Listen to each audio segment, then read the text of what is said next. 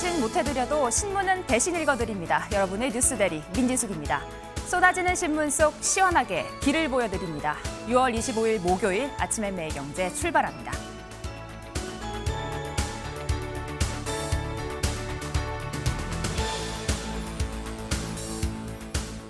5극 3특 이재명 정부의 지역균형 발전 기조죠. 여기를 보시면요. 지역을 넘어 구군이 걸려 있다는 내용입니다. 호남 지역 반도체 설비 막대한 규모의 투자 조만간 발표될 계획인데요.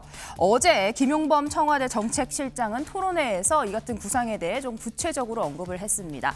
여러 가지 이야기가 나오는 가운데요. 함께 보시면요. 이미 진행이 되고 있는 용인 지역. 여기에 짓기로 했던 걸 짓지 않은 채 지방으로 옮긴다는 뜻은 절대 아니다. 여러 해석에 대해서 직접 해명하고 나섰는데요. 용인에 다 지은 다음에 다음 용지에 짓기 시작하면 너무 늦어진다. 용인에 짓고 있는 걸 10년 정도 앞당기면서 동시에 호남 지역에 대규모 투자 설비 진행을 하겠다라는 내용을 발표했습니다. 오늘 이재명 대통령 직접 이재용 삼성전자 회장을 만나죠. SK 하이닉스와 삼성전자 400조 원 규모의 투자 조만간 발표할 계획입니다. 다음 신문 이어가 보겠습니다. 어제 이 토론회 자리에서요. 반도체 관련된 이야기가 나온 건 아닙니다. 주택 관련된 질문들도 쏟아졌는데요. 김 실장 직접 이야기했습니다. 다음 달 세제 개편 발표를 앞두고 너무 수요 부분에 대해서만 이야기하는 것 아니냐 질문에 공급, 닥치고 주택 공급을 해야 한다. 다소 강경한 발언을 냈습니다.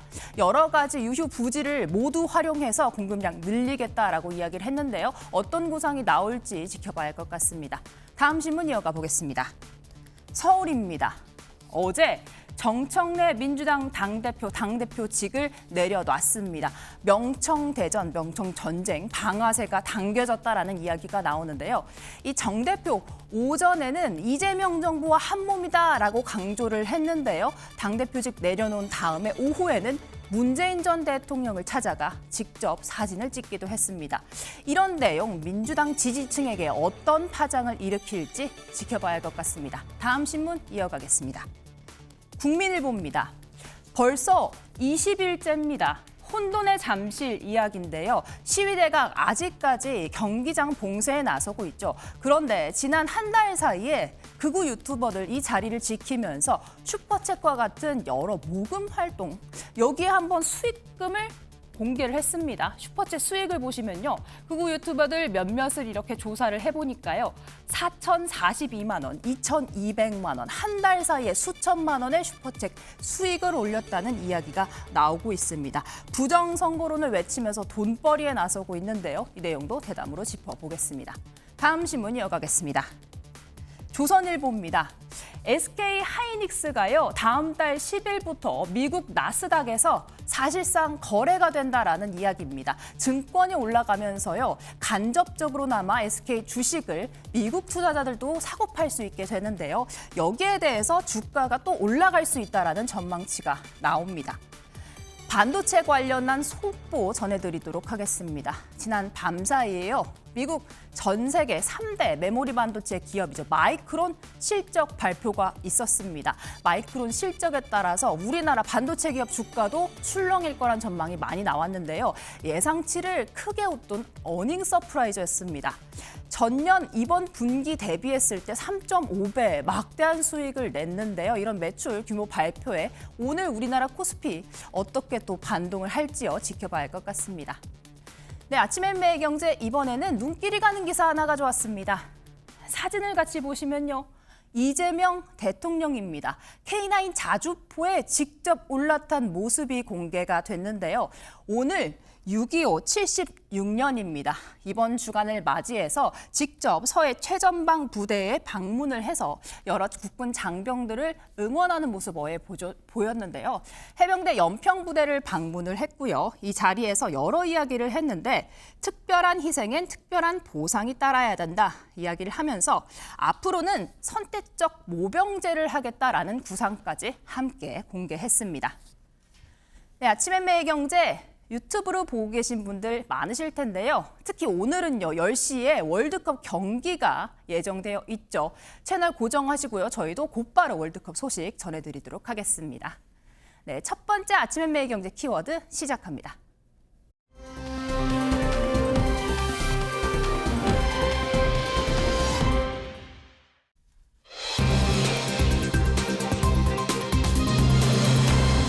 투표 연장도 제각각이었다.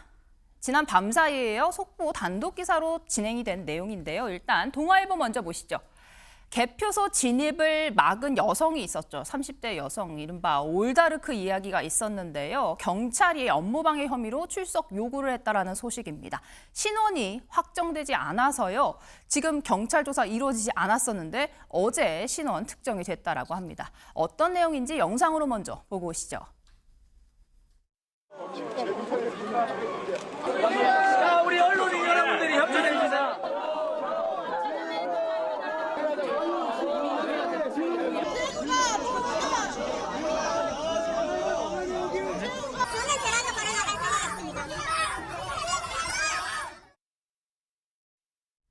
네, 이게 대한민국 CCTV가 여기저기 다 있고요. 해당 영상도 여러 언론을 통해 공개가 됐었는데 임주혜 변호사님, 굉장히 일단 신원 특정이 어려웠던 게 조금 의문이 되고요. 이제 조사를 하면 어떤 혐의로 어떤 처벌을 받게 되는 겁니까? 업무방해가 문제가 되고 있습니다. 이 시위의 참여 초기에는요, 사실상 본인들의 참정권이 침해되었기 때문에 정당한 목소리를 내기 위한 그런 정당한 목적이라는 부분이 충분히 강조가 될 수 있는 시점이었는데 네. 시간이 길어지고 장기화되면서 조금씩 달라지는 부분들이 생겼습니다. 이 해당 공간은요, 지금 선거를 위해서 따로 만들어진 공간이 아니라 원래는 대한체육회라던가 각종 회사들도 들어와 있는 그런 업무 공간이기도 합니다. 네. 실제로 대한민국 펜싱 국가대표 선수들이 칼을 갖고 나가지 못해서 그러니까 동료의 칼을 가지고 국제대회에 참가하는 그런 초유의 사태까지 벌어졌는데요. 지금 어떤 구심점이 없다 보니까 협상을 해서 진입을 해서 함께 필요한 물품만 갖고 나가겠다고 했는데 네. 이 해당 여성이 출입구를 끝까지 막아 결국 이뤄지지 못한 겁니다. 이건 이제 업무 방해가 충분히 문제가 될 수 있는 사안으로 보여지고요. 예. 이후에 어떤 진행 결과에 따라서 실제로 처벌이 이루어질지 여부는 좀 다른 판단도 가능하겠지만 신원이 특정이 되었기 때문에 적어도 업무 방해 혐의에 대한 조사는 불가피해 보입니다. 지금 영상으로 보신 저 장소요. 지금 20일째 잠실 개표소 봉쇄가 되고 있는 상황이죠. 김동원 대변인님, 저희가 신문 1면에서 극우 유튜버들이 일단 수천만 원의 슈퍼챗 수익을 올린다라고 말씀을 드렸는데 봉쇄가 길어지면서요. 여기 대관료가 1,500만 원, 1억을 넘어섰다고 합니다. 이런 상황 어떻게 보십니까? 그렇죠. 다 지금 파행으로 가고 있습니다. 사실은 저도 이틀 전에 저 올림픽공원에 직접 가서 몇 시간 동안 같이 있었던 적이 있는데요. 예. 열기는 더욱더 뜨거워지고 있습니다. 그리고 인원도 고정적으로 한 10,000에서 15,000명 정도의 시민들이 와 있는데 그분들은 진짜로 자발적으로 오신 분들입니다. 특별하게 어떤 세력이라든가 뭐 어떤 지원이라든가 또 자원봉사자 분들이 굉장히 많이 오셨고요. 저 대관료가 저렇게 급등한 것은 지금 상황이 정상적이지 않다는 그 반증이고요. 또 중간중간에 그런 유튜버들이 뭐 이렇게 인터뷰를 한다거나 네. 진행을 하면서 눈살을 좀 찌푸리게 하는 그런 것들이 있는데 다분히 어떤 시민과 함께 한다 그런 것보다도 진짜 수익을 올리는데 아주 자극적인 멘트와 행동들을 하면서 저 공간에 같이 있는 걸 저도 여러 번 목격을 했는데 아무튼 정상적이지 않는 분들이 점점점 가세를 하기 때문에 원래 순수한 그런 동기에서 나온 시민들의 지금 눈살을 찌푸리고 있다라는 그런 점에서는 우려가 있는 것도 사실입니다. 대관료가 지금 저렇게 1억이 넘는다 하는 것도 곧 저게 바로 이제 정치력을 발휘해야 될 때거든요. 여야가 따로 없습니다. 그리고 저런 이 시급한 문제부터 여야가 중재를 해서 처리를 해야 정말 있어서는 안 될 이 참정권 박탈이 물론 뭐 국정조사가 시작이 됐습니다마는 네. 바로 여야의 정치력이 가장 시급한 게 지금부터다 하는 것들 저 대관료 문제라든가 이런 것들을 해결을 해야 된다고 지금 촉구를 합니다. 지금 국정조사 특위 가동이 되고 있는 상황이죠. 선관위 관련된 이야기, 지금 이렇게 봉쇄에 이어지는 가운데 원인 시작은요, 투표용지 부족 사태였죠. 선관위 선거 당일날 CCTV가 공개가 됐습니다. 투표용지 부족 상황을 여실히 볼 수 있는 영상인데요. 함께 보고 오시죠.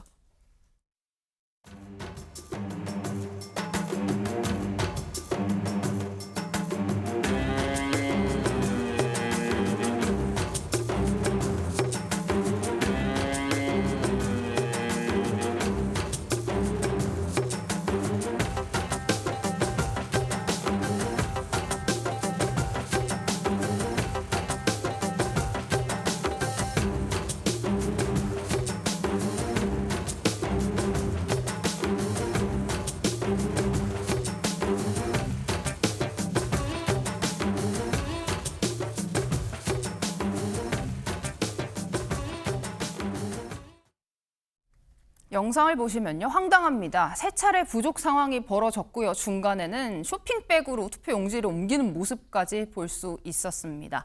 그런데요, 박상한 교수님, 이 상황에 쇼핑백을 들고 나오는 이런 장면뿐만 아니라 이렇게 투표가 중단이 됐으면 투표 시간 연장을 할 때 중단된 만큼 상식적으로 연장을 할 것 같은데 그 시간이 또 보시면요. 57분 동안 중단이 된 5투표소는 투표 연장 시간 3분에 불과했고요. 비슷한 시간입니다. 53분 중단됐던 이 투표소는 240분 연장이 됐습니다. 제각각 연장 시간도 이렇게 막무가내였는데 어떻게 보셨습니까? 이제 선관위라고 하는 조직이 굉장히 방만하다. 그리고 이 문제에 대해서 원칙이 없었다라고 하는 사실을 또 한 번 보여주는 것 같습니다. 아마 정치하시는 분들, 출마하셨던 분들은 다 아시겠지만 물어보는 사람마다 선관위에 어떤 질의를 하잖아요. 답변이 다 다른 경우가 많습니다. 네. 그러면 거기에 대해서 책임져 주지도 않아요. 나중에 선거법 위반이 되면은 구선관이라든지 이런 데서 답변 받은 걸 가지고 여기서 오케이 해서 했다 그래도 나중에 선거법 위반으로 처벌되는 경우가 있거든요. 그렇듯이 그리고 그것이 보여주는 바가 뭐냐 하면 선관위라고 하는 조직 자체가 굉장히 독립적으로 각각이 따로따로 움직이는 조직이기도 하지만 네. 실제로 근데 문제는 이런 문제가 발생했을 때 매뉴얼이 있어야 되는데 알다시피 매뉴얼이 없었습니다. 그렇다 보니까 대처도 제각각. 네. 그래서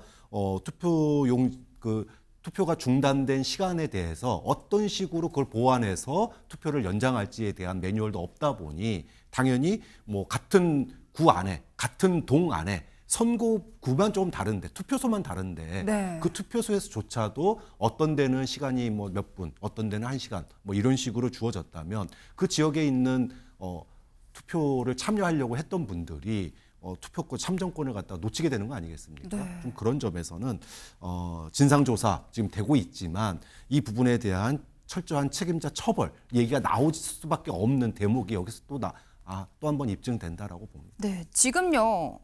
정방위적으로 조사, 수사 이어지고 있기는 합니다. 투표지 부족 사태에 대해서요. 감사원이 역대 최대 규모의 감사에 착수했다라는 소식은 일단 전해졌는데 임주혜 변호사님, 감사원은 회계 관련된 부분만 확인을 한다고 하는데 이렇게 투표 연장 시간 관련된 내용이나 용지 부족 사태 이걸 파악하기는 좀 한계가 있는 거 아닙니까? 반쪽짜리 감사 내지는 반쪽짜리도 못 되는 감사가 될 확률이 매우 높습니다. 선관위는 헌법기관입니다. 감사원의 직무감사를 받지 않게 되어 있고요. 실제로 직무감사는 받을 수 없다는 부분이 법원 판례를 통해서도 확립되어 있습니다. 이건 이제 헌법 개정이나 법률 개정이 필요한 부분이라고 보여지는데 네. 회계감사라고 하면은요, 투표용지를 얼마에 샀는가, 그 예산이 적절했는가, 혹시 비싸게 산 건 아닌지 예산은 더 받아놓고 고의로 누군가 이걸 빼돌린 건 아닌지는 볼 수 있는데 원칙적으로 지금 근본적인 질문, 왜 투표용지를 부족하게 준비를 했으며 네. 투표용지가 부족했을 때 빠르게 대응하지 못한 그런 직무와 관련된 부분은 감사 대상이 아닙니다. 이제 그렇다 보니 왜 제때 투표용지가 공급되지 못했는가, 지금 우리가 그게 궁금한 거잖아요. 그 부분에 대한 질문은 이번 감사원의 회계감사 범위가 아닌 겁니다. 예. 그래서일까요? 국정조사 이후에 특검 이야기까지 나오고 있는 상황입니다. 아침의 매일경제 다음 키워드로 넘어가 보겠습니다.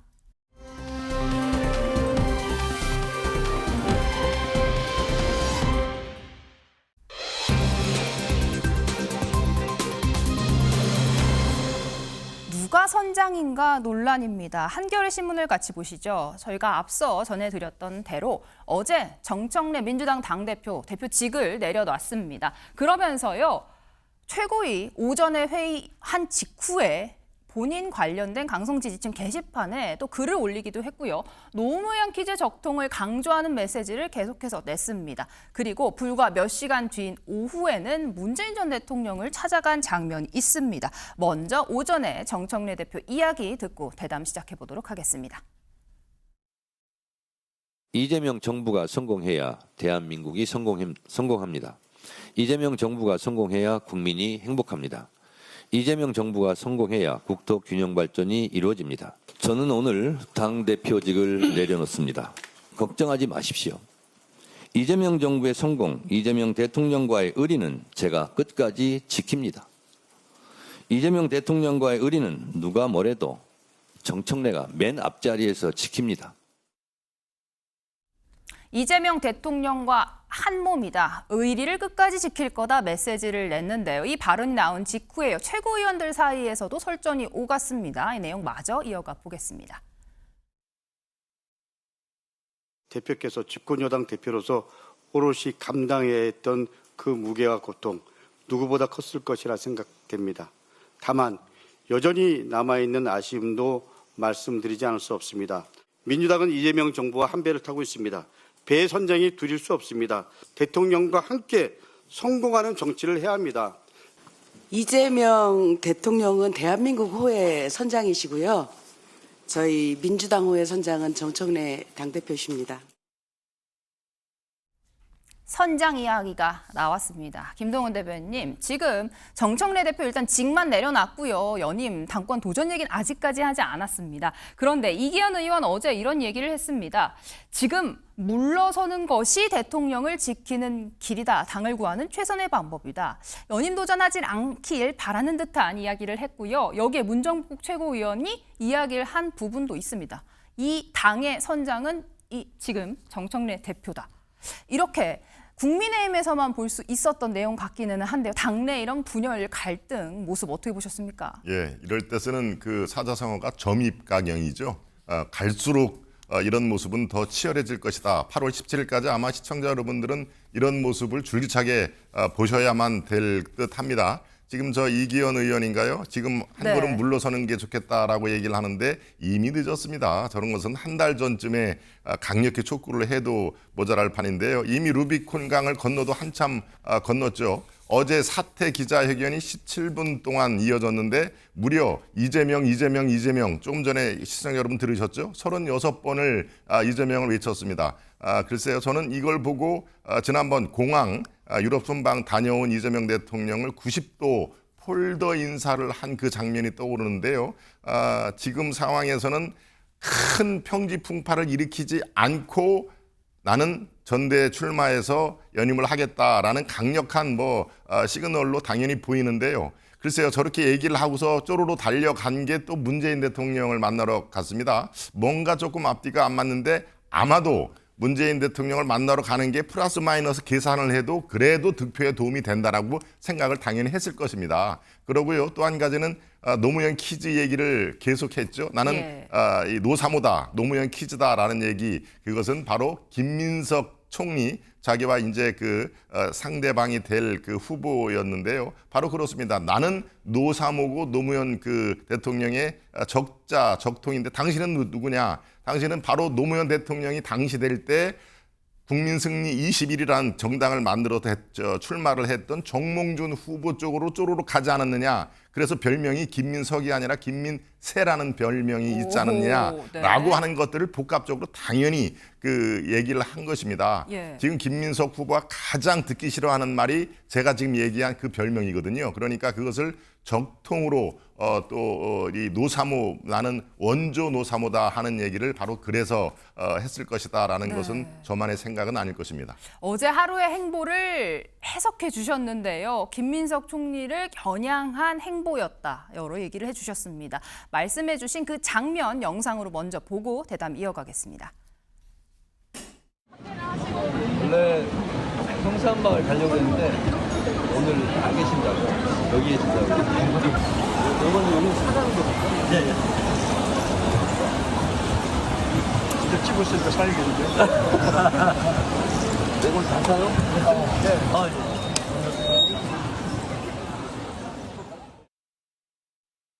박창환 교수님, 지금 김동완 대변인이 해석을 해주셨습니다. 어제 문재인 전 대통령 찾아간 행보 여러 의미를 말씀을 해주셨는데요. 민주당원들 입장에서 이런 행보 어떻게 봤을 거라고 생각하십니까? 뭐 민주당 인사들이 전직 대통령인 문재인 대통령 만나는 게 뭐가 문제겠습니까? 그런데 문제는 타이밍입니다. 시점이죠. 네. 정청래 대표가 어제 36번 기자회견 동안 36번 이재명 대통령을 외쳤는데 36번이 아니라 100번을 외치든 90도 폴더 인사가 아니라 180도 폴더 인사를 하더라도 정청래 대표가 얘기했던 정권은 짧다라고 하는 게 잊혀지지가 않아요. 그런 얘기를 하시는 분들이 굉장히 많습니다. 그 얘기는 뭐냐 하면 정청래 대표가 이재명 정부의 성공을 아침부터 잘 때까지 외치지만 네. 현실적으로 1년차 대통령의 리더십을 흔드는 행위를 지금 하고 있다라고 하는 거예요. 그리고 앞서서도 나 의리 지킬게 그래놓고는 가자마자 지금 문재인 전 대통령을 만나러 갔는데 예. 이게 어떻게 보이냐면요.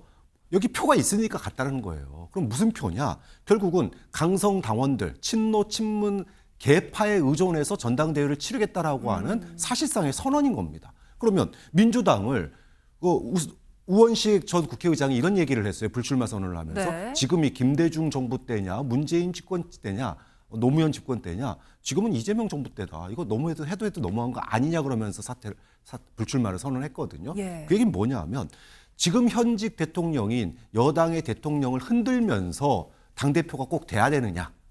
그러면 이거에 대해서 동의할 과연 민주당 당원들이 얼마나 되겠느냐. 물론 네. 러브콜을 보냈던 친노 친문을 정말로 열성적으로 아직도 지지하시는 분들에게는 표가 될지 모르겠지만 전체적으로 이재명 정부의 성공을 바라는 일반 국민들이나 당원들 입장에서 보면 굉장히 우려스러운 일이었다. 좀 그런 점에서 예. 본인이 전략적으로 선택한 만큼 득과 실이 있을 거라고 보는데요. 저는 굉장히 잘못된 선거운동 방식을 택한 거 아니냐. 특히나 호남에서 네. 지금 이재명 대통령이 호남에 반도체 갖다 주고 지금 먹게 살리겠다고 국가 경제 살리겠다고 지금 뭐 이리 뛰고 저리 뛰고 있는 거 아닙니까? 그런데 그런 대통령을 갖다가 리더십을 밟아버리려고 한다? 저는 민주당을 지지하는 또 이재명 대통령 정부의 성공을 지지하는 사람들이 이렇게 되면 정청래 후보에게 등을 돌릴 수밖에 없다. 좀 그런 점에서 네. 어제의 행동은 굉장히 부적절했다라는 평가가 나올 수밖에 없다고 봅니다. 어제 행보는 당원들의 마음을 사기도 어려웠다 이런 얘기를 해주셨는데요. 전당대회 관련된 구도 이야기 잠시 뒤에 이어가 보고요.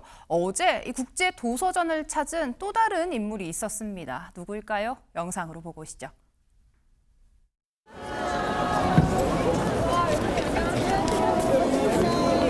나무도 봤는데 이런 거 좋아해. 이거 어떻게 닦지? 막 이런 식으로 닦는구나. 추천 도서를 제가 좀 사는 영광을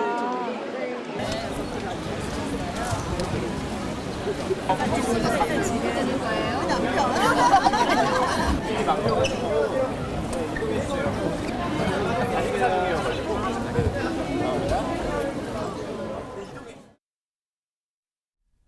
사실 어제 저 도서전이요. SNS상에서 굉장히 화제가 됐습니다. 정말 많은 인파가 몰렸고요.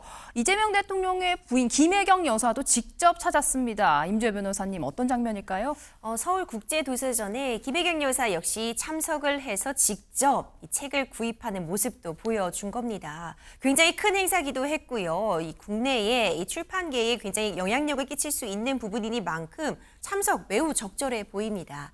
여러 가지 시민들과 좀 격이 없이 이야기 나누는 모습이 보기 좋았어요. 책을 뒤적거리면서 이제 주방 용품 관련된 그런 사진들이 등장하자 저 도마는 어떻게 닦을 수 있는 거냐? 아, 이렇게 닦아야겠구냐? 시민과 친화적인 모습 보여주는 거 굉장히 인상 깊었고요. 뿐만 아니라 이 책 추천받아서 누구 주실 거냐라는 질문에는 우리 남편 이렇게 대답하기도 했습니다. 좀 소통하는 모습 저는 굉장히 좋게 봤고요. 영부인이라면 당연히 이런 행사 나가서 사진도 찍고 홍보도 네. 하는 그런 역할 중요할 것 같은데 평산책밥에 역시 방문을 한 부분은 좀 눈여겨볼 만한 것 같습니다. 예. 정청래 대표도 함께하는 그곳에 같이 간 부분이 보이는데 여러 부분 당연히 시민과의 소통 그리고 정치적인 의도까지 있었던 자리 아니었나 생각이 됩니다. 네, 일단 이 자리요. 정청래 대표는 뭐 사전에 문재인 전 대통령이 얘기하지 않고 갔다 뭐 이런 얘기를 하긴 했는데요. 보시면요. 저희 지금 전당대회 이야기 조금 더 이어가 보도록 하겠습니다. 신문입니다. 송영길 전 대표 이야기가 나오고 있죠. 김민석 총리, 송영길 전 대표 이르면 이번 달 말 출마 선언을 할 예정이라고 하는데요. 얼마 전에 대통령과 직접 식사를 했던 송영길 전 대표 이 자리에서 출마하겠다라는 뜻뿐만 아니라 나중에 나간 다음에 단일화 뜻까지 이야기를 했다라는 소식이 전해져 있습니다. 지금 보시면요. 김동원 대변인이 아까 손을 들어주시긴 했는데요. 이 부분에 대해서 3파전 이야기가 나오고 있거든요. 송영길 전 대표 호남 지지층 있는 상황인데 어떤 구도로 좀 흘러갈 거로 전망을 하십니까? 그렇습니다. 이재명 대통령 입장에서는 정청래 대표 이제 후보로 호칭을 바꿔야 되겠네요.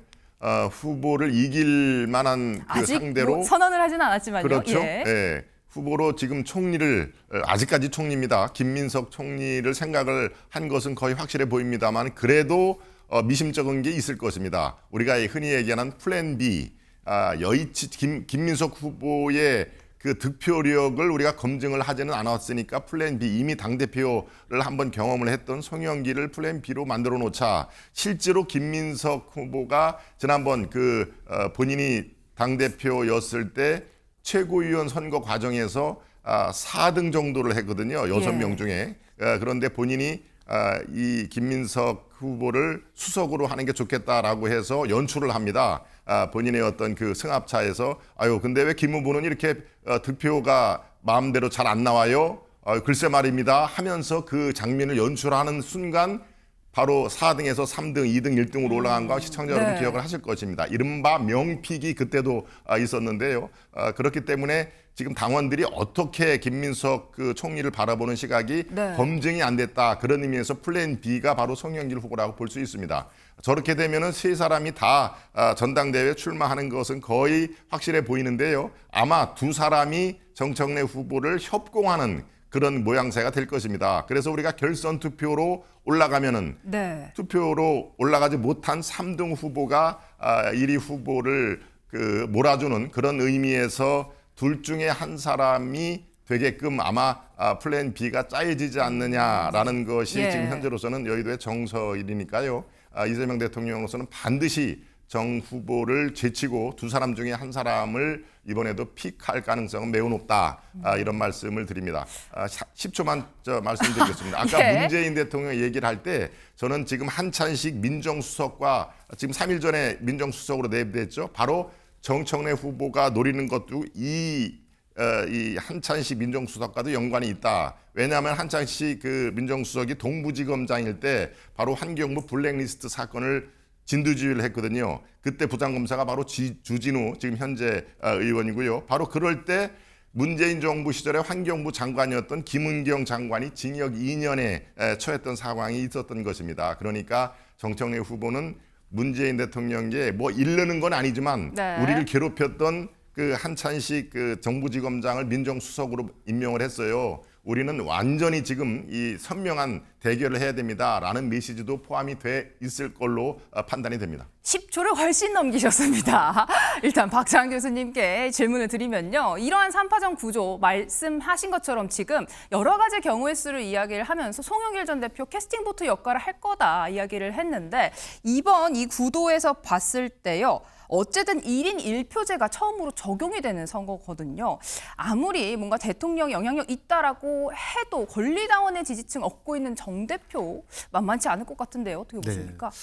사실은 이제 이 상황 때문에 1인 1표제에 대해서 그동안 그렇게 정청래 대표가 강조를 해왔다. 그래서 사실상 지난 전당대회 때 이재명 대통령의 후광을 얻은 상대를 갖다가 권리당원에서 역전을 시켰거든요. 그런 점에서 권리당원 내에서 정청래 대표가 우세한 분위기, 이 분위기는 뭐 여전하다라고 생각합니다. 자, 그렇기 때문에 정청래 대표로서는 대통령과 각을 세워도 충분히 당선될 수 있다라고 하는 자신감도 바로 여기서부터 출발한다고 봐요. 네. 자, 그런데 문제는 권리당원 내에서 정청래 대표에 대한 신뢰가 크긴 하지만 그것의 핵심은 소위 말해서 선명성 경쟁에서 승리했기 때문이었거든요. 네. 그런데 지금 그 선명성 경쟁이 이재명 대통령을 질식시키고 있다. 그러니까 이재명 대통령은 그걸 원하지 않는다라는 겁니다. 나는 통합형을 원해. 나는 확장성 더 많은 예를 들어 계엄이나 내란에 참여했더라도 반성하고 우리랑 함께하겠다면 그런 사람들까지 다 안고 가야 돼라고 지금 대통령이 호소를 하고 있습니다. 네. 그러면 그런 대통령의 호소를 외면하면서까지 소위 정청래 대표를 계속 찍어줄 거냐. 좀 그런 점에서는 예. 여론이 분명히 변화가 있을 거다. 대통령을 흔드는 행위에 대해서는 네. 저는 여권 지지층들이 가만히 있지 않을 거라고 봐요. 좀 그런 점에서 지금 김민석, 송영길 이렇게 3자 대결로 나온 거는 그러한 대통령에 대한 동정론 또는 대통령에게 힘을 실어줘야 된다라고 하는 힘을 갖다가 좀 넓게 그물을 펼친 거다. 예. 그러면 결선에서 그것이 다시 하나로 모여서 역공을 펼칠 수 있는 그런 자리가 되기 때문에 저는 뭐 그런 점에서 김민석, 송영길, 정청래 이 3자 구도가 예. 꼭 뭐 정청래 대표에게 유리한 건 아니다 이렇게 봅니다. 네, 치열합니다. 민주당 전당대회 소식 여기까지 짚어보고요.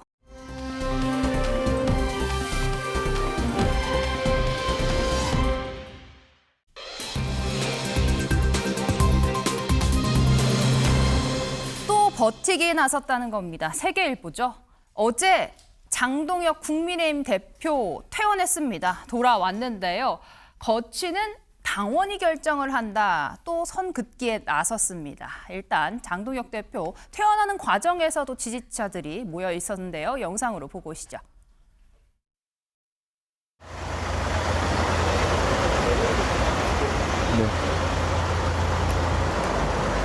대표님 힘내십시오.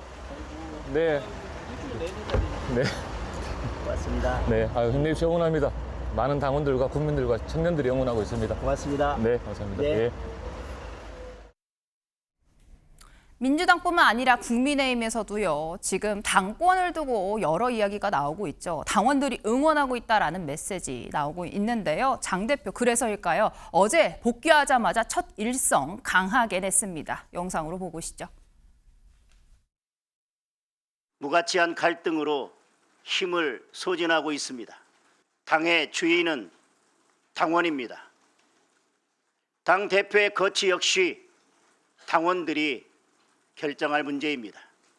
당대표 마음대로 결정할 수 있는 문제가 아니고 몇몇 의원들이 결정할 문제는 더더욱 아닙니다. 당을 흔들고 당심과 민심에서 멀어지는 모습이야말로 당원들께서 가장 분노하시는 일입니다. 당을 쇄신하고 당의 기강을 확립하는 일이 더 이상 미룰 수 없는 과제가 됐습니다. 장동혁 대표 거취에 대한 여러 압박성 이야기가 나오자 바로 얘기를 했습니다. 내 거취는 당원들이 결정할 문제다. 몇몇 의원들이 결정할 문제는 더더욱 아니다. 선을 그었는데요. 이런 일성에 대해서 한동훈 의원 어제 이런 이야기를 했습니다. 그것이 맞냐 틀리냐를 떠나서 장동혁 대표가 그 얘기를 했다는 게 좀 이상하다. 내가 당대표였을 때 자신의 거취는 장동혁 의원이 결정하지 않았냐 이야기했습니다. 김동훈 대변인 어떻게 보셨습니까?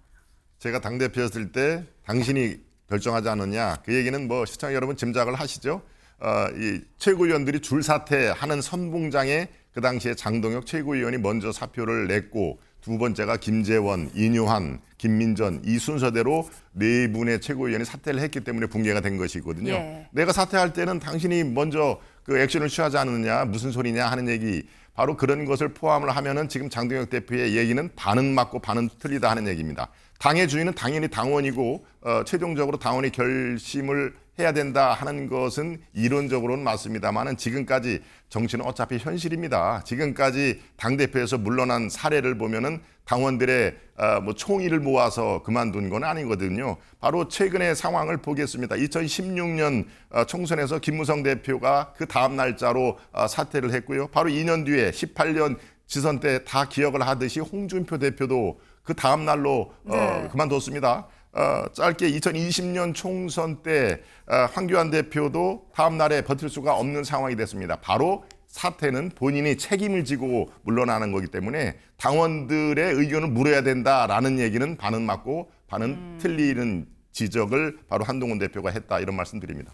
본인의 사례를 되짚어 봤을 때 그때 비대위 꾸려진 과정을 언급하면서 저격을 한 내용이다 얘기를 해주셨습니다. 그런데요, 장동혁 대표 어제 이야기를 한 거 보면요, 버티기에 나선 상황인 것 같습니다. 20일 선거가 끝난 지 20일이 지났는데 아직 사태에 관련돼서는 당원들이 결정할 일 이야기를 했고요. 어제 국민의힘 채널에서도 이런 영상을 올렸습니다. 영상 보고 대담 이어가겠습니다. 때로는 넘어져 상처가 아파와도 다시 일어서는 법을 함께 배운 길 너와 나 다름없이 같은 꿈을 품고서 눈부신 태양을 향해 당당히 걸어가 하나가 대한민국 국민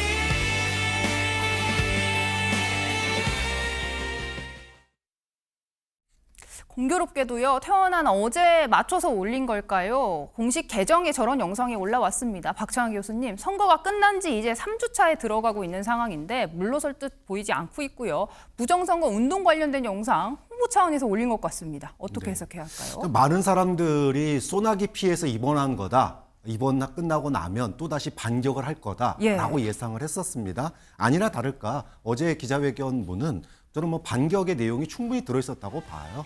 뭐 단순하게 과거부터 했던 전국 재선거 주장 다시 또 하는 게 무슨 반격이냐 그럴 수 있겠지만 이것뿐만이 있는 게 아니었습니다. 어제 보면 당의 기강을 굉장히 강조를 했어요. 당의 기강이라고 하는 건 뭡니까? 해당 행위하는 사람들 윤리위를 통해서 징계하겠다라고 하는 거예요. 또다시 징계 카드를 꺼낼 수 있다라고 하는 얘기를 저는 어저께 굉장히 주의 깊게 들었습니다. 그 얘기는 뭐냐 하면 당신들 다 물러나라고 그랬지. 그런데 지금 내가 물러날 때가 아닌 것 같아. 봐봐. 지금 참정권 시위 이렇게 벌어지고 있는데 우리가 힘을 모아야지. 여기서 너는 지방선거 때 무소속 도운 해당 행위자들 있잖아. 나 계속 물러나라고 그러면 나 윤리위 다시 열 거야. 라고 그러면서 저는 공개적으로 선언했다고 봐요. 나의 진로는 전국 재선거고 그것을 위해서는 당이 단합해야 되고 당의 단합을 갖다가 해치는 해당 행위자에 대해서는 윤리위 카드를 또 꺼내 들겠다. 그러니까 나 건들지 마라. 이렇게 얘기를 한 겁니다. 자, 이걸 과연 어떤 권한을 가진 사람들이 어떤 방법으로 이렇게 버티고 있는 장동혁 대표를 끌어내릴 수 있겠느냐. 좀 그런 점에서 장동혁 대표 끌어내리려면 시간 한참 걸리겠네. 또 시끄럽겠네. 예상되는 그림이 나온 거죠. 당의 기강 확립 이야기에 대해서 해석을 해주셨습니다. 앞으로 어떤 행보를 할지 지켜봐야 할 것 같은데요. 그래서일까요? 장 대표가 자리를 비운 사이에 정정식 원내대표 꽤 바빴습니다. 신문을 이어가 보시죠. 의원들 만나고 오세훈 시장과도 소통을 했습니다. 정점식 원내대표, 장동혁 대표 봉쇄 전략 이야기가 나오는데요. 지금 보시면요, 국민의힘 내부에서 사퇴론 나오고 있는 상황이죠. 한 여론조사 결과도 있었습니다. 장동혁 지도부를 교체해야 된다라는 여론조사, 일반 국민에게 대상으로 했을 때와 국민의힘 지지자들 대상으로 했을 때 결과를 저희가 함께 보여드리도록 하겠습니다. 한번 보시면요. 이번 지도부를 교체해야 된다. 현 지도부 교체를 통한 쇄신이 필요하다. 일반 국민 전체로 봤을 때 51% 과반이 넘었습니다. 국민의힘 지지층으로 좁혀봐도요. 47.9%입니다. 김동원 대표님, 지금 원내대표 역시 장동혁 대표 봉쇄 이야기 나오고 있고요. 여론조사 결과에서도 지도부 교체론에 힘을 실리고 있는 상황인 것 같습니다. 그렇습니다. 새로운 리더십을 갈망하는 그런 분들이 늘고 있는 것만은 분명하다. 제가 파악을 한 의원들 숫자도 뭔가 이대로는 안 된다. 이제 총선이 불과 1년 10개월도 채 안 남은 시점에서 지금 상태로는 안 된다 하는 그 의원들이 대략 한 80명, 70명 정도까지 늘어난 걸로 지금 파악이 되고 있습니다. 물론 뭐 이게 이렇다고 하더라도 장동혁 지도부가 아이고 그래 70명 정도야 물러날게 라는 숫자에는 못 미치죠.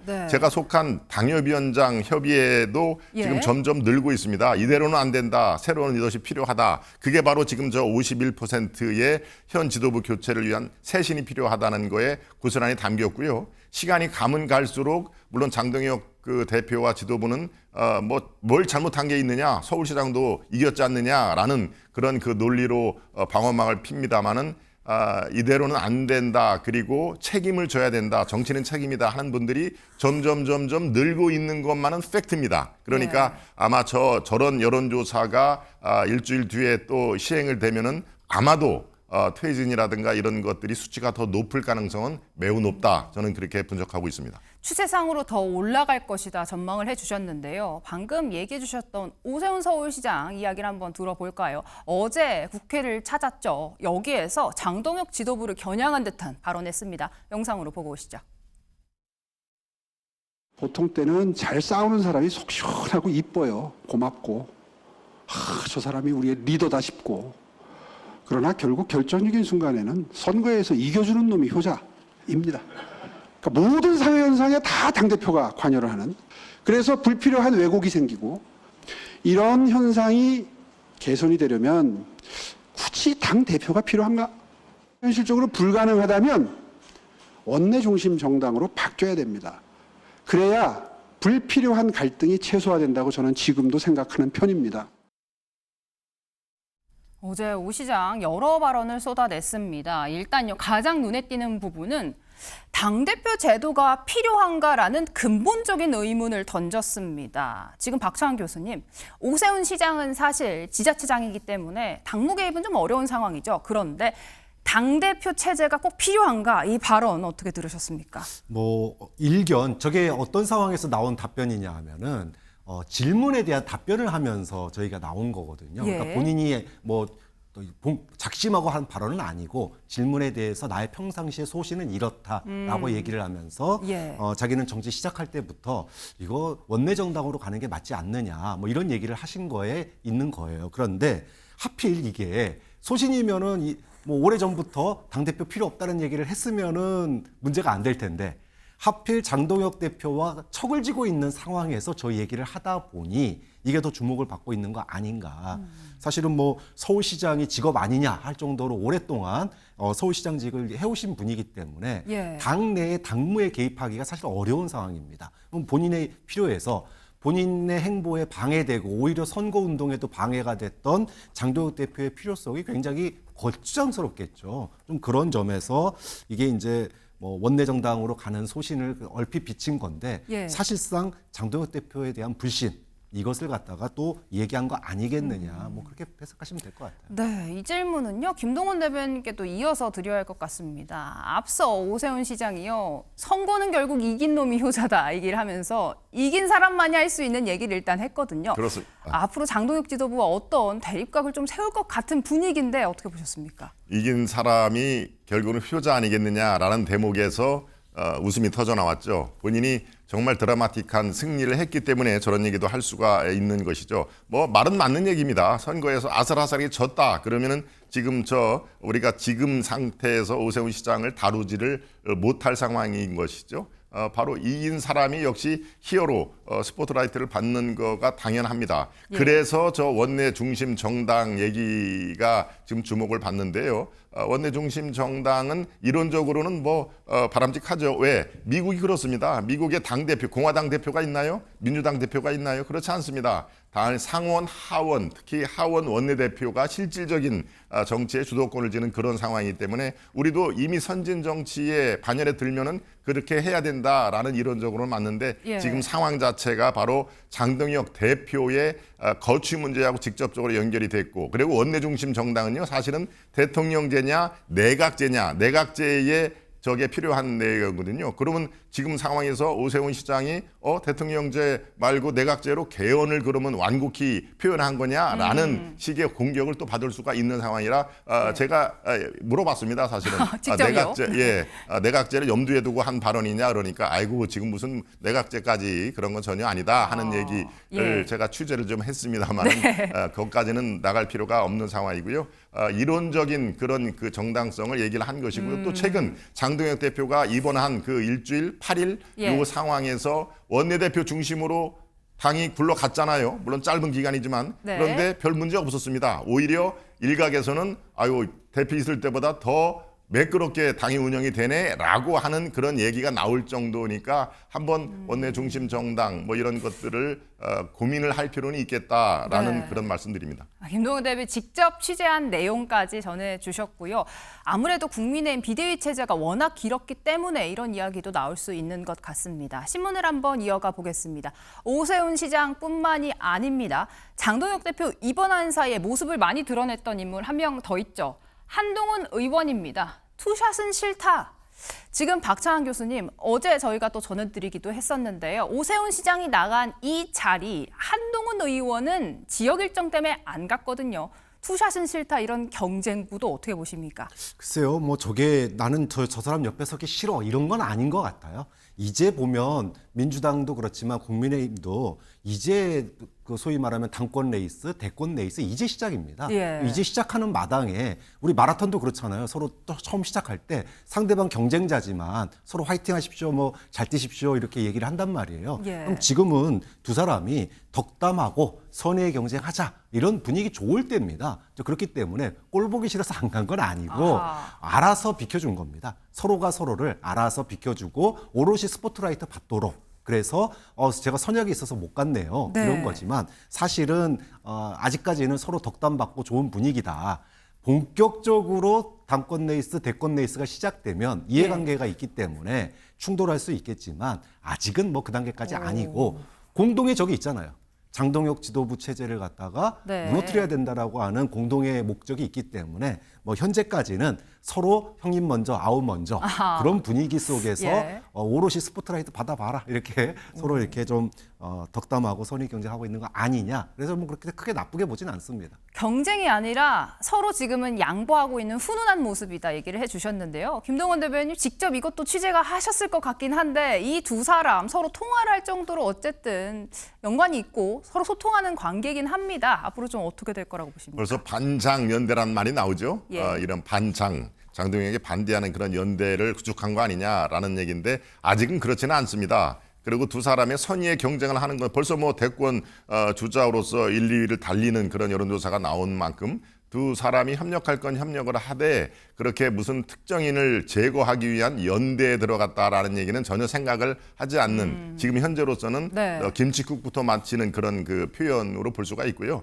두 분의 어떤 그 생각이라든가 정치 지향이 약간은 또 다릅니다. 결이 물론 중도를 중심으로 하고 상식적인 정치 이런 것들은 서로 통하는 사이입니다만은 미래를 그리는 그 설계 디자인에 대해서는 좀 다르기 때문에 어떤 연대를 한다 뭐 이런 건 아니고요.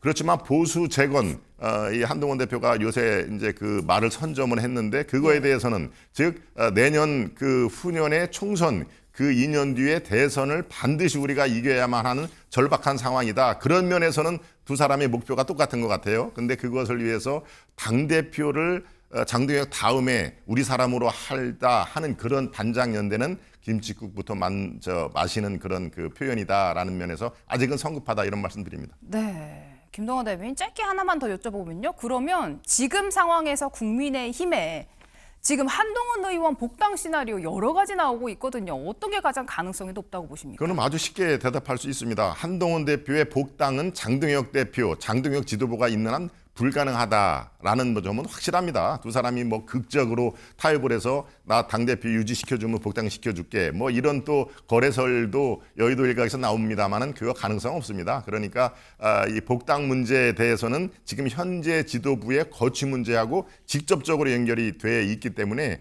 그것은 쉽지 않다. 장 대표의 사퇴가 지금 오늘 내일 빨리 이루어질 수가 없는 구조적인 문제이기 때문에 예. 저는 지금 연말, 가을이 지나서 연말쯤에 복당 문제와 거취 문제가 아마 동시에 일괄 타결이 될 가능성은 있지 않느냐 하는 그런 얘기입니다. 왜냐하면 총선이 바로 그 1년 정도로 다가오기 때문에 이제 본인들이 살기 위해서라도 의원들이라든가 당협위원장들이 그거에 대해서 목소리를 당연히 낼 것이다. 예. 그런 말씀을 드리겠습니다. 어제 정정심 원내대표가 사선 이상 중진들을 만났다. 이 자리에서 장 대표 사퇴 이야기가 나왔고 여름 전에 사퇴해야 되는 것 아니냐 이런 이야기도 나왔었다라는 소식까지 전해드립니다. 저희 월드컵 관련해서 속보가 들어와서 전해드리도록 하겠습니다. 지금 손흥민 선수가 벤치로 일단 들어간 상황이라고 합니다. 오현규, 이강인 선수 선발로 뛰고 있고요. 공격 선봉에 나섰는데 많은 분들이 기대하셨던 손흥민 선수는 일단 벤치에 앉아 있다라는 소식입니다. 홍명보가 어떤 전략을 구사할지 지켜봐야 할 것 같습니다.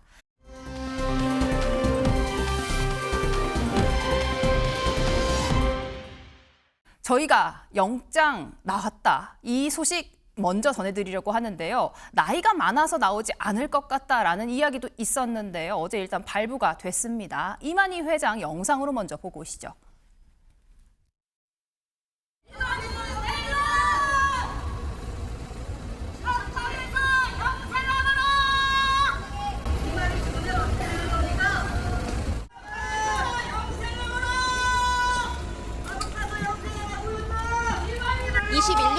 국민의힘 당원 가입 지시하셨습니까? 국민의힘에 영향력 미치려고 지시하신 겁니까? 윤 전 대통령직 지원하려고 하신 겁니까? 오늘 구속심사에서 어떤 점 위주로 소명하셨습니까? 2021년부터 국민의힘 집단 당원 가입 지시하신 혐의 인정하셨어요? 윤 전 대통령 지원하려고 가입시킨 거 아닙니까? 총선에서 국민의힘에 영향력 행사하시려고 집단 당원 가입 지시하셨습니까? 사진입니다. 임주혜 변호사님, 고령입니다. 90이 넘은 나이에 영장이 발부가 됐습니다. 법원에서 어떤 점을 집중적으로 본 걸까요? 물론 구속영장 실질 심사에서요. 구속의 어떤 나이 제한을 딱 두고 검토하는 것은 아닙니다.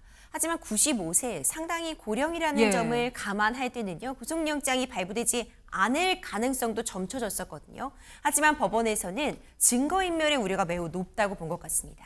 그리고 예측해 볼 수 있는 것이 이 당원 가입을 강요했다, 본인이 주도했다는 부분에 대한 증거가 비교적 명확하지 않았는가라는 생각도 함께 드는데요. 이 비교적 좀 건강해 보이는 모습으로 지팡이만 짚고 구속영장 실질 심사를 받으러 들어가는 모습도 화제였는데 그만큼 이런 모습을 보여줌으로써 나 지금 수사 열심히 받고 있다. 조사에 응할 테니까 구속은 하지 말아달라는 점을 강조했을 것 같아요. 이제 그런 부분들 때문에 휠체어를 타고 들어간다거나 좀 몸이 불편해 보이는 모습을 보이기보다는 정면 돌파를 시도한 것 아닌가라는 생각이 들었는데 그럼에도 불구하고 법원은 증거인멸의 우려 매우 높다. 현재 이 국민의힘에 대한 당원 가입 강요 의혹에 대해서 전면 부인하고 있는 상황이기 때문에 명확한 증거에도 불구하고 계속 혐의를 부인해 온다면 이건 구속해야 된다라는 부분이 강하게 작용한 것 같습니다.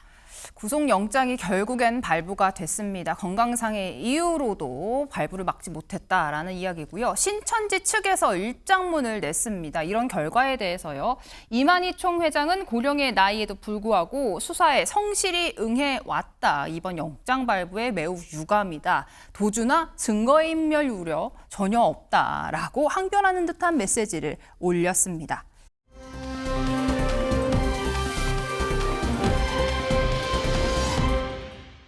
이번에는요. 오랜만에 등장했습니다. 김문수 전 장관이 갑자기 소환됐는데요. 최근 불장 주식 관련된 이야기입니다. 김문수 전 장관의 주식 계좌 온라인상에서 뜨거운 내용 나오고 있는데요. 영상으로 먼저 보고 오시죠. 오늘 간담회는 후보님의 평소 경제 철학을 듣고 견해를 나누고자 마련했습니다. 경기도지사를 하면서 또 SK가 당시에는 최태원 회장님이 인수하기 전 시절라서 어려울 때였는데 황당한 규제가 많았는데 이것을 저희들이 삭발을 하고 엄청나게 투쟁을 해서 사실 SK 이천 공장에 신공정 도입을 할 수 있었습니다. 이게 무슨 연관이 있냐 싶으실 것 같은데요. SK 이천 공장 김문수 전 장관이 경기도지사 시절에 일단 유치가 됐는데요. 이때 2007년도입니다. 하이닉스 주식을 매입을 했다라고 합니다. 지금으로부터 거의 20여 년 전인데요. 박찬 교수님. 많은 사람들이 이 생각을 할 겁니다. 20년 전으로 돌아간다면 나도 샀을 텐데 김문수 전 장관 실제로 샀어요. 아직 안 팔았다고 합니다. 2007년에 무슨 일이 있었냐 하면 당시 도지사 시절이었는데 이천에 있는 하이닉스 공장에 증서를 신청을 했었습니다. 네. 그런데 이게 반려가 됐어요. 중앙정부에서 허가를 하지 않았습니다. 당시에 이제 반도체 가격이라든지 시장 상황이 좋지 않았기 때문에 반려를 한 건데 네. 여기에 대해서 김문수 지사가 당시 항의를 하는 성격으로 우리가 돼지 키우거나 이런 거 허가제인데 이거 줄이고 대신에 이거 하겠다 이런 말을 하면서까지 예. 항의의 표시로 상징적으로 당시 2만 원, 한 주에 2만 원이었습니다. 지금은 250만 원인가요? 그래서 예. 본인이 30주 그리고 사모님이 10주 이렇게 했는데 그러고 잊어버리고 있었던 거예요. 근데 이게 이제 재산이다 보니까 예. 대선 후보로 재산 공개를 할 때 내가 주식 가지고 있는 거 딱 하나 있어. 근데 그게 하이닉스라고 나온 거예요. 네. 그러니까 그게 이제 최근에 이게 다시 소환이 되면서 30주, 10주 합치면 저게 얼마야? 이렇게 나온 겁니다. 그래서 참 본인은 정치적인 퍼포먼스로 네. 항의의 표시로 주식을 산 건데 부럽습니다. 네, 김동원 대변인도 마찬가지실 것 같은데요. 이게 말씀하신 대로 대선 주자로 나왔을 때 재산 내역이 공개가 되면서 알려졌어요. 그런데 중요한 건 주식은 언제 사는 것보다 언제 파느냐가 중요하죠. 김재원 최고위원 아마 몰라서 못 팔았을 거다 얘기를 했거든요. 어떻게 저도 보셨습니까?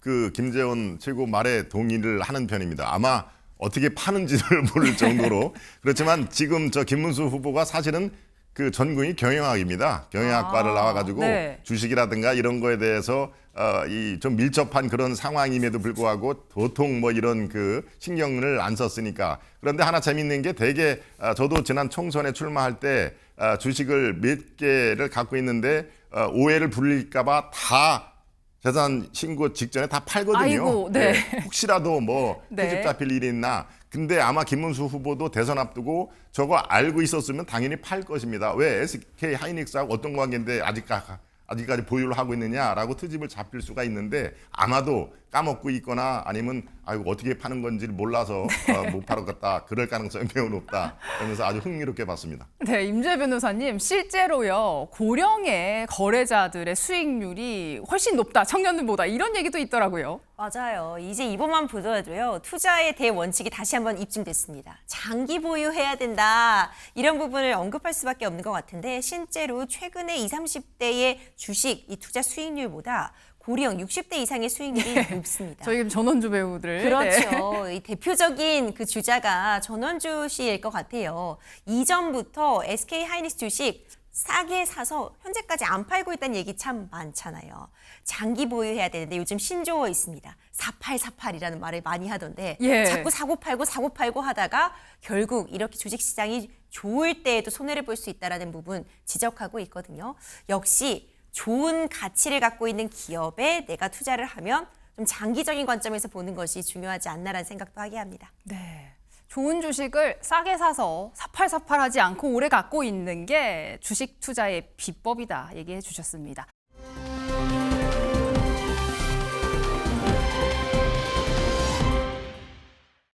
어제 저희가 전해드렸던 소식입니다. 우리나라에도 마약 좀비가 나타났다. 수원에서 한 남성이 긴급 체포됐다라는 소식 저희가 전해드렸는데요. 그런데 하루 만에 이 남성 석방됐다고 합니다. 임주혜 변호사님, 이게요. 체포 전에 필로폰 간이 검사를 했고 이때는 양성이 나왔습니다. 그런데 체포되고 나니까 국가수검사에서 음성이 나왔대요. 이건 어떤 결과입니까? 그렇죠. 일단 해당 영상을 보면은요. 우리가 미국에서 굉장히 심각한 사회 문제로 지적되고 있는 펜타닐이 중독됐을 때 보이는 몸이 굳고 마치 좀비 영화에 등장하는 좀비처럼 보이는 그런 모습을 보여서 마약 아니냐라는 강력한 의심이 샀죠. 다만 긴급 체포될 당시에도요. 마약 자체를 소지하고 있지는 않았습니다. 간이 검사에서 양성이 나와서 네. 마약 투약 혐의가 입증될 수 있는 것 아니냐라고 할 텐데 일단 국화수 1차 예비 감정 결과가 또 음성이 나온 겁니다. 이제 이런 부분들은 충분히 가능한 것이요. 물론 이 모발과 소변에 대한 정밀 검사가 1, 2주 이내에 나오기 때문에 정밀 검사 결과가 가장 정확하겠지만 예. 마약 역시도 인공 합성물입니다. 여러 가지 합성물들이 인공 조미료가 만들어지는 과정처럼 결합되기 때문에 100% 간이 검사에서 걸러지는 것은 아닙니다. 그러니까 정확도가 떨어질 수 있다는 부분은 좀 짚고 넘어갈 것 같고요. 현 시점에서 당연히 수사기관 입장에서는 명확한 증거가 없기 때문에 예. 일단 석방할 수밖에 없는 상태로 보여지고 이 본인 역시도 당시에 몸에 힘이 없어서 잠시 멈춰 있던 것이다, 스트레칭을 하고 있었던 것이다라고 주장을 하고 있기 때문에 예. 일단은 석방할 수밖에 없는 상태로 보여집니다. 이게 좀 박정환 교수님 사실 이해가 안 가요. 일단 간이검사에서는 확정이 됐었고 국가수 검사긴 하지만 정밀 결과 또 바뀔 수도 있거든요. 근데 일단 석방을 했습니다. 어떻게 보셨습니까? 글쎄요, 이제 간이 검사이기 때문에 저는 그럴 수 있다고 보고요. 이게 정식 검사하는데 한 일주일 정도 걸립니다. 그러면 정식 검사 결과가 나오면 아마도 또 뒤집어질 수 있을 거다라고 예상을 하긴 하는데, 근데 이제 문제는 이런 거예요.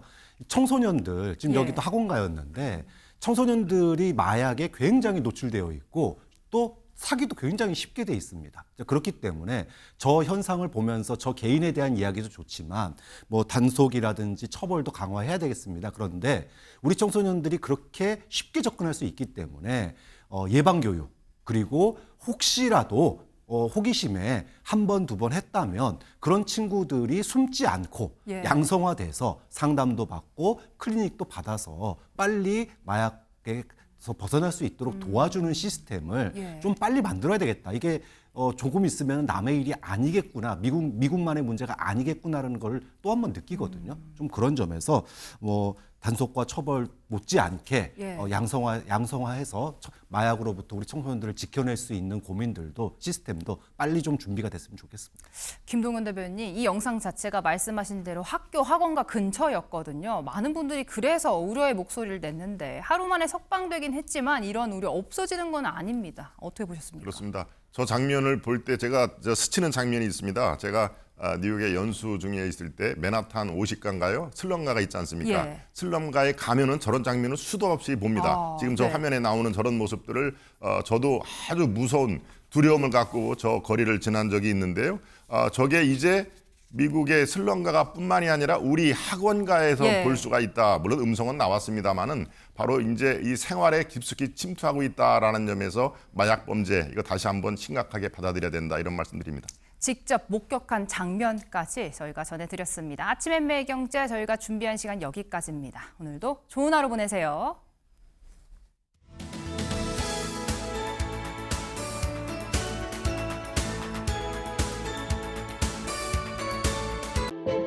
네.